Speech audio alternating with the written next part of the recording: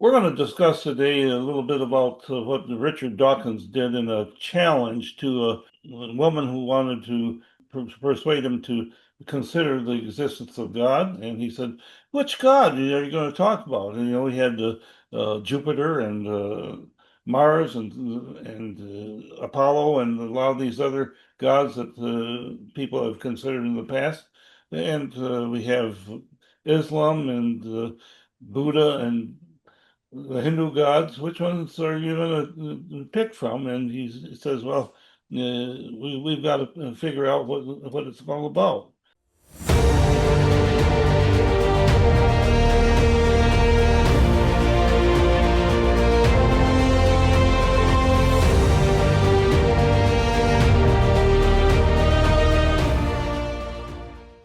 Welcome to Revolution Against Evolution.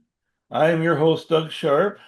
And over here is Rich Gear, your other host here, and I'm glad to be here tonight. Doug, this is going to be, it sounds like a little bit, we're going to talk a little bit of a personal journey on your behalf, I think. And this is kind of, but it will answer some general or more broader questions and feelings and thoughts that maybe other people have had as well. So let's without any further ado, Doug, let's get into it.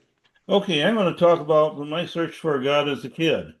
And it started out because my parents were Christians. They were very faithful, and they really exhibited the Christian faith. And I thought that was what normal people did, and so I didn't think much of it, and just went to church and believed like they did. And but they had some Bible story books, and they had illustrations in it, and so as a kid, I I liked that a remember lot seeing better. those, Doug, at your house. Did you know where those got to? Oh, I've had them for years, but they just eventually deteriorated. Oh, they did deteriorate because I So I, remember seeing those many moons ago. Anyway, go yeah, ahead, they Doug. they they still sell them. But anyway, I was reading one of them. I think it was about 9 years old, and I it was talking about the story of Elijah, and I think it was where he was dealing with Ahab, and they were about to have the ultimate challenge on the seashore, and they brought all the gods of Baal, and they're going to build a tower and have a challenge, whose God was the correct God, and Was I that the one where they built an altar and then it right, hadn't rained for like 3 years because Elijah had basically caused the Lord to stop the rain for like 3 years, and right, yeah. so they said, okay, if your God be God, Mm. let him do it. And they all the crazy ones where they dance all around the altar and they're trying to have God miraculously set the thing on fire and they're cutting themselves and Yeah, and Elijah starts Elijah was mocking them. mocking him and saying, Oh, maybe he's on the John. yeah, maybe he's on the toilet. I mean, that's really what it was, and they're cutting themselves and doing all kind. Maybe he's asleep, and anyway. But then Elijah, then he calls down the guy. But he said before that, he says, drench the altar in water. And of course, people ask the question, well, where are they getting water? We haven't had water for 3 years. Well, doesn't mean there's no water in the land, but not only that, if you go down from where it was at, as I understand it, the Right in the Mediterranean ocean. Sea was kind of like down, just you can get water from there. So that's a dumb people who want to find excuses. Anyway, so he pours water all over the altar, and Yeah. then fire comes down, just destroys the whole thing. So then And the anyway, in that story, it said that Elijah, in spite of being in a culture that worshiped Baal and was totally against the God Jehovah, he decided by himself that he was going to follow the God of the of of Israel. Creator Israel, Yeah, yeah. and so that was the point where I said. I realized I needed to make a decision. I wasn't going to sit on the fence, and so Doug, I said, that's God, interesting. You talk about that. I didn't mean to interrupt, but it's like many times. Don't you remember in the Old Testament and when Moses and he said, or Joshua said, "Choose this day whom you will serve." And right, he did the same challenge to the people in Israel. Elijah did. Yeah. Choose this day who you're going to serve. You know, if Baal be God, should serve him. And so you were running in that same kind of a crisis moment then, right? Or Well, it this was kind of a sort of decision. a moment of realization that I Yeah, needed to actually because make a decision okay. to follow God, and I said, well, I'm willing to go and do that, and it's like an experiment, you know. I was starting to, as a kid, like science and everything, but I decided, well, as an experiment, you know, that is the way I'm going to try to do it, and the Do you experiment remember how old you going were, on. Doug, when that happened? I was 9. 9. Okay. All right. And so, anyway, then I just decided that there had to be a creator God. I didn't, and that was came about when I think it was about 12, where we had our church group went downtown to the downtown Methodist church, and they had a guy come in, and he talked about how he was going to play the role of the atheist playboy, and he was Oh, okay. trying to convince us that there was no God. And some of the kids started to come up with some decent arguments, and one of them was that the idea of life coming about by chance was like taking a jigsaw puzzle and dumping it out on the table and expecting it to assemble itself. And Yeah. I said, well, that's quite reasonable that to say that you can't have life coming about the chance. There had to be a creator God. The other thing I reasoned during that time is that you have all these different choices of right and wrong, and trying to figure out which is right and which one is wrong is the challenge. But usually that there is a very obvious answer to a question. You add 3 plus 3, it isn't going to be 7, it isn't going to be 10, it isn't going to be 25, it's going to be 6. Right God must be the most powerful in the universe, and uh, he is capable in a way to be able to reveal himself to me in a way that I can understand. That's what I prayed. Well, please, God, reveal yourself in a way that I can understand. The other thing I said, if my attitude hinders my relationship with you, help me to correct it.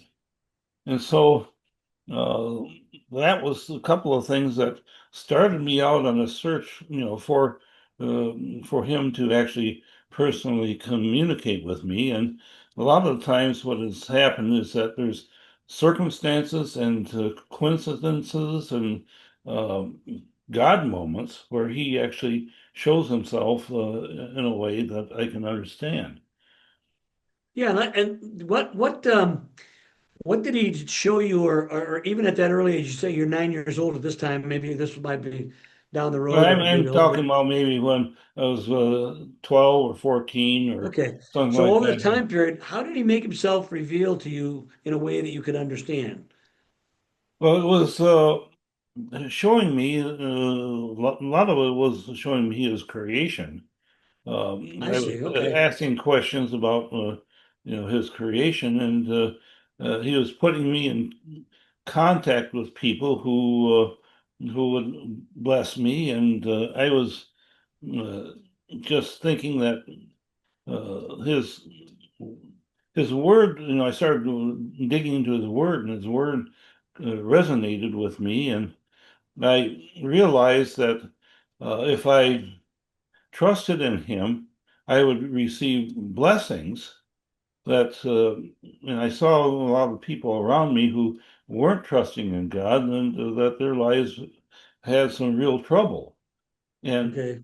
and so I decided, well, I'm going to follow this way, and if this way makes sense to me, and if it works, it's going to bring blessing, not curse. At the another one things I found was that the story of Solomon was very impressive to me, because when he started out and he was going to be king, he prayed to God for wisdom, and I saw that as affair that would really make a lot of sense. If you're going to seek after truth, it's going to be something that's going to make a lot of sense.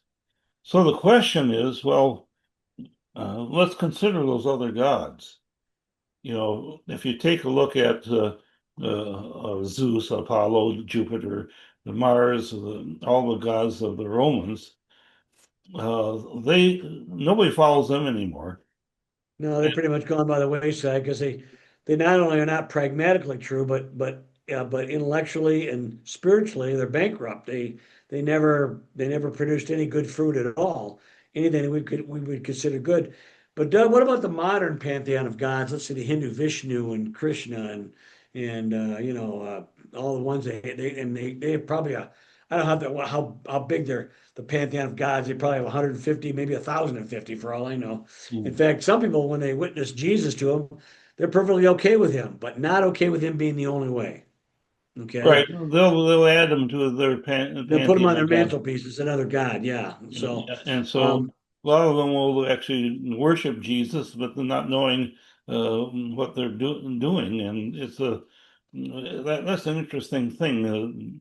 Judaism, Christianity, and Islam all recognize Jesus.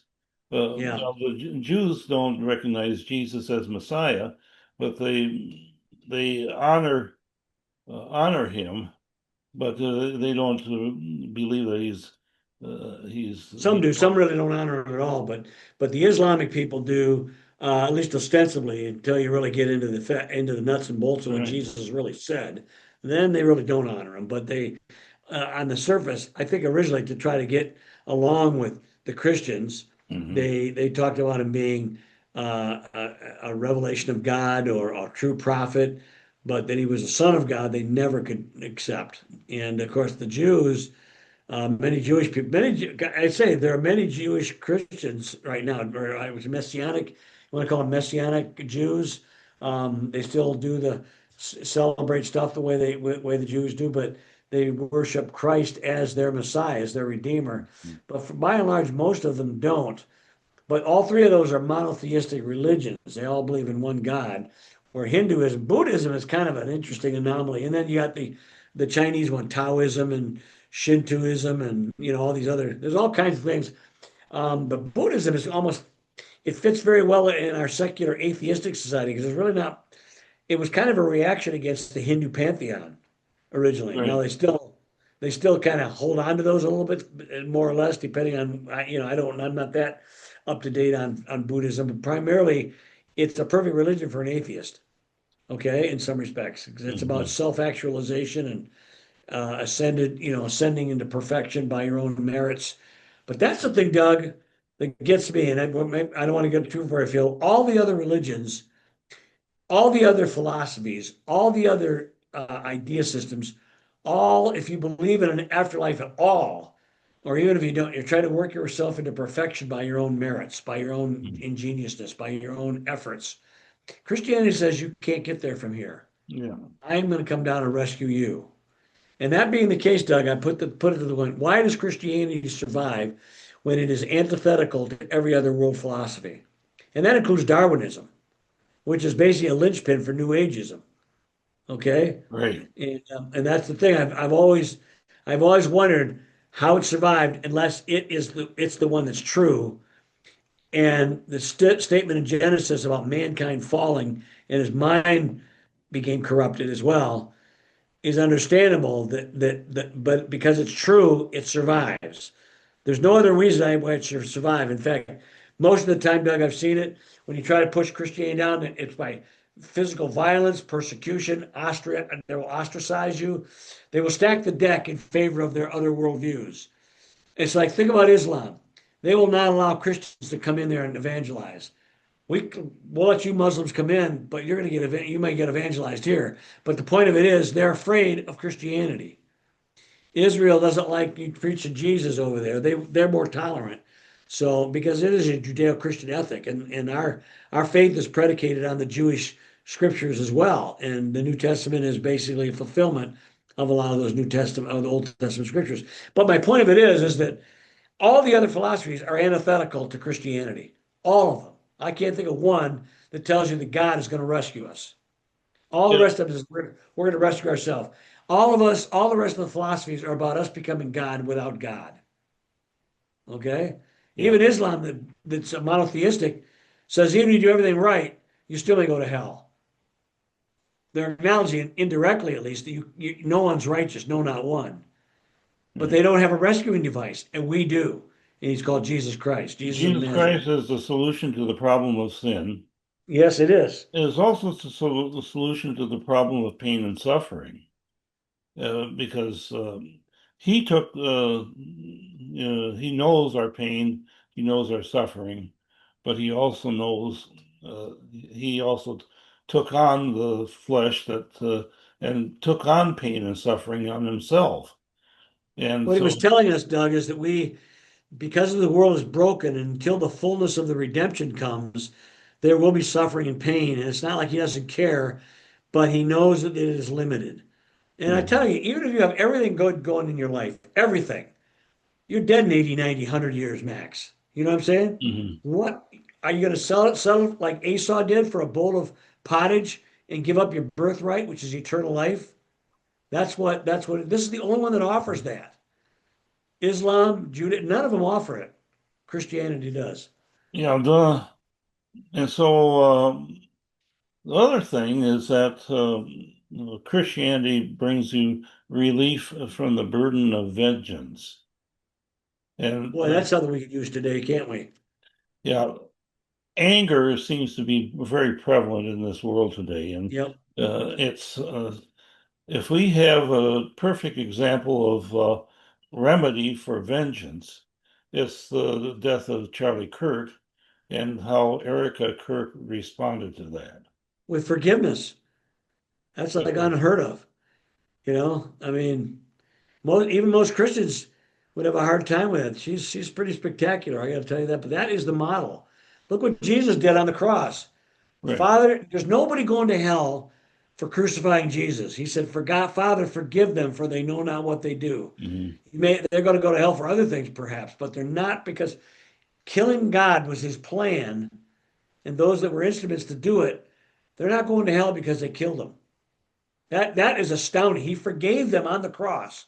And Erica Kirk showed that example. And how many Christians and martyrs over the centuries have done the same thing? It's unbelievable, Doug, when you think of it. No other Well, faith does that. why hang on to vengeance and anger and bitterness when you can just dump it and get rid of it and Besides, not only that, Doug, what does the Lord say about himself? He says, "Vengeance is mine." right. So He'll straighten everything out, right? you want to usurp God's authority? He has the right to do vengeance because Mhm. he will do it justly. We don't do it. You know the Old Testament, Doug, eye for an eye, and they use that to justify. No, an eye for an eye was actually, believe it or not, a form of mercy. If somebody took your eye, you were allowed to take his eye, but no more. Okay? But Mhm. most of us, somebody takes our eye, we're going to take their head, their arm, they're going to chop. You know what I mean? And we don't stop it was sort of knowing the fallen nature of man, knowing the Holy Spirit had not come into the world yet fully like it did after the cross. Still, there was those limits put on. This is God's economy for always. To me, He wants to basically limit our propensity for violence and for vengeance. We as Christians, we sometimes, we look. There's the imprecatory Psalms, right, where David wants to smite the enemies, and we want to do that. Even when you watch some of these action movies, when somebody's, no, Doug, you're pretty kind-hearted, man. I gotta admit, sometimes when I see Arnold Schwarzenegger movie, oh, get those bad guys, kill them, and take them out. Now I know it's a movie, but that tendency, even in believers, has to be mitigated, and the Holy Spirit helps that. But the other gods will not do this. The other gods will play you false, or they'll tell you to either ignore it or do violence. I mean, look at the Islamic God, jihad, which means you kill your enemies, lie to them, cheat with them, enslave them. This is legal, totally permissible. You know, even Well, Israel, even I sort Israel of is.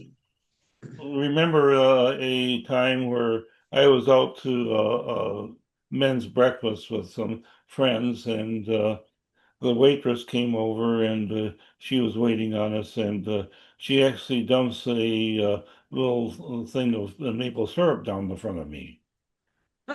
Oh, I remember.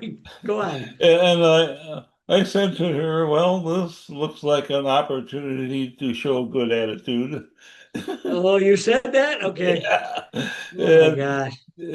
so it was like, but that's what forgiveness is that we realize that there are going to become events in our life to that will test our mettle and figure out if we're uh, doing something that's right. And it's times like that that you can sort of deflect that and make it actually a part of your experience of Yep. testing God in this situation to make it all work. Now, I ended up going home and changing my shirt before I went to work, but I was a little late for work. But it was. But the thing of it is that this is what we can let things like that anger us, or we can let it just uh, show our. It's an opportunity to show what Christian love is all about. Especially when it was not a purposeful thing that happened to you. Hey, Yeah, Doug, get back a little bit. The Hindu pantheon. Wasn't there a person you worked with, and you correct me if I muddle up the story over the years, but many years ago you talked about a guy who was a Hindu guy, and there was yeah, something in their own writings that talked about that you needed a perfect sacrifice to overcome sin or something like that. And then what could you make, but that'd be the perfect lamb or something. And who could be the perfect lamb, but it had to be God himself. yeah. Wasn't there something that somebody shared with you that years ago? I don't want to put words into the mouth, but that's how I remember it. Yeah, I think there was a guy I worked with who was Hindu. I Yeah, mean, he was not Hindu. He was from India, from India. and, Okay, okay. and he was a real committed Christian. In fact, he still goes to Mount From Church now. Oh, he was a Christian. Okay, I didn't I missed that part, but But okay. he says that his familiarity with the Hindu religion talked about where the Vedas or what it is The said Vedas, that yeah, the yeah, only yeah. only way to uh, is to have a perfect sacrifice for sin, and so that they struggle with that problem as well, but they really don't have a good solution. Now, the other thing I notice in our culture today is that we have vestiges of the gods of the Bible still running around rampant in our culture. The god Molech uh, Oh, is a is what they use to sacrifice their children to in the Bible, and they talked about it. And the god Baal was really the intellectual god of the day, and he's kind of the conqueror too, as well. In fact, what's really Doug, this was really distressing to me. A couple of years back, maybe I think it was more. I think it was got to be at least a couple of years, maybe during COVID, maybe a little bit after that. But they had these. They call it the Arch of Baal in front of New York City, Mhm. and they had another one in front of Washington D.C. It's like they're inviting the demons back in the land that got Mhm. kicked out. That's Jesus. right. Remember, Jesus talked about binding the strong man. He says, you Right. bind the strong man, and he wanders around the dry places for a while. He comes back, sees the house all clean and swept. He brings seven more and Mhm. brings them back in. And then he says this weird line. You talk about an individual up to this point, it sounds like, right? Then he says, so it shall be the fate of that Mhm. nation.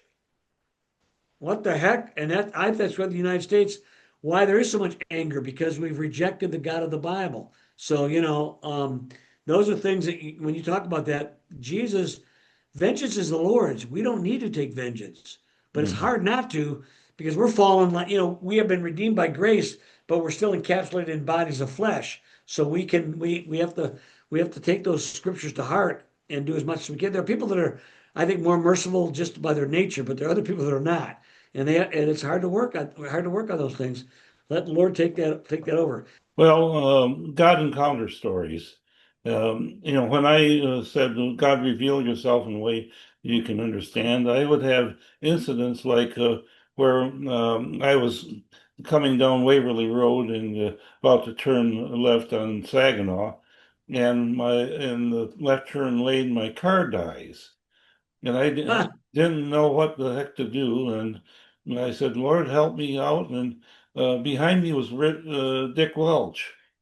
Oh my goodness, really? And so Okay. Dick Welch, he comes out and says, "You need some help?" And he fills around my car and gets me going again. And but Yeah, he was really smart when it comes to that kind of stuff. Yeah, yeah, so it was pretty amazing things like that where and it's usually when the God you have the God encounter, it's very personal. It's something that possibly it's hard to actually describe to yeah. somebody else. It is. Yeah, Yeah, but it's a coincidence where God puts certain people in your life to fulfill a purpose in your life. And it's like me and Cookie meeting.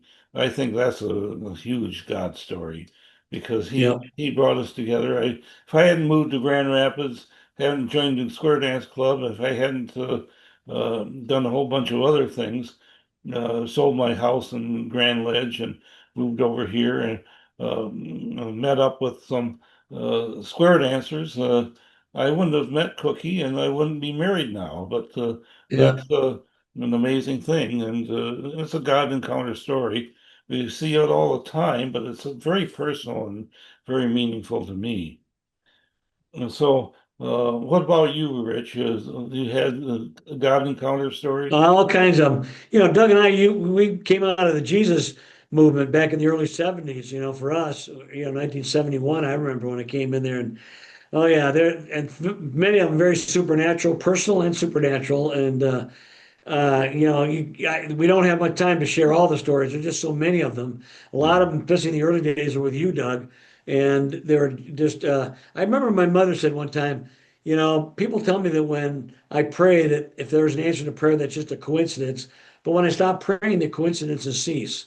And I remember the time when my mother, this is for her, she had a terrible thing happen. She had a bad back. She had a fused spine, or the discs were degenerated there, and collapsed, and the bones were fused together.